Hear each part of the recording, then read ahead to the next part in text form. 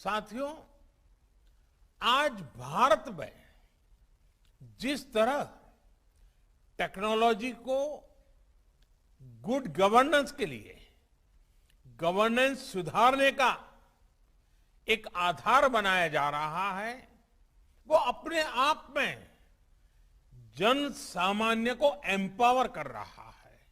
यह अभूतपूर्व है।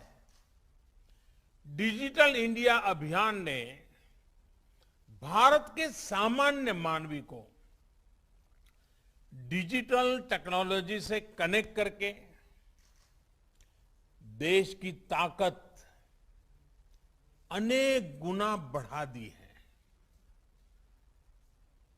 अब हम भलीभांति जानते हैं, हमारा देश गर्व के साथ कह सकता है 130 करोड़ आधार नंबर, 118 करोड़ मोबाइल सब्सक्राइबर्स, लगभग 80 करोड़ इंटरनेट यूजर, करीब 43 करोड़ जनधन बैंक खाते, इतना बड़ा कनेक्टेड इंफ्रास्ट्रक्चर दुनिया में कहीं नहीं है। ये डिजिटल इंफ्रास्ट्रक्चर राशन से लेकर प्रशासन तक हर एक को तेज और पारदर्शी तरीके से सामान्य भारतीय तक पहुंचा रहा है। यूपीआई के माध्यम से कभी भी, कहीं भी डिजिटल लेन देन में आज भारत दुनिया में अपनी पहचान बना रहा है। अभी देश में जो ई रूपी वाउचर शुरू किया गया है, वो भी एक शानदार पहल है। साथियों, भारत के डिजिटल समाधानों ने कोरोना से लड़ाई में भी हर भारतीय को बहुत मदद की है, एक नई ताकत दी है। अब जैसे आरोग्य सेतु ऐप से कोरोना संक्रमण के फैलते हुए रोकने में एक सजगता लाना, जागृति लाना, पूरी परिस्थितियों को पहचानना, अपने आसपास के परिसर को जानना, इसमें आरोग्य सेतु ऐप ने बहुत बड़ी मदद की है।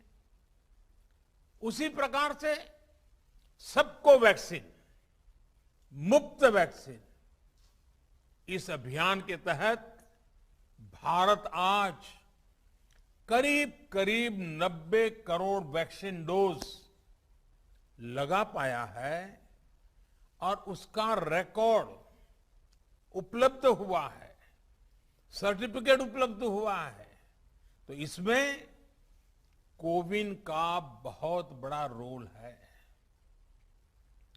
रजिस्ट्रेशन से लेकर सर्टिफिकेशन तक का इतना बड़ा डिजिटल प्लेटफॉर्म दुनिया के बड़े बड़े देशों के पास नहीं है। साथियों, कोरोना काल में टेली मेडिसिन का भी अभूतपूर्व विस्तार हुआ है। ई संजीवनी के माध्यम से अब तक लगभग 1.25 करोड़ रिमोट कंसल्टेशन पूरे हो चुके हैं।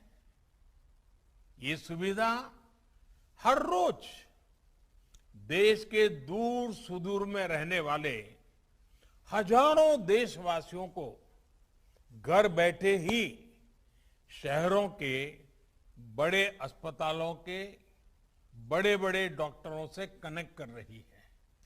जाने माने डॉक्टरों की सेवा आसान हो सकी है।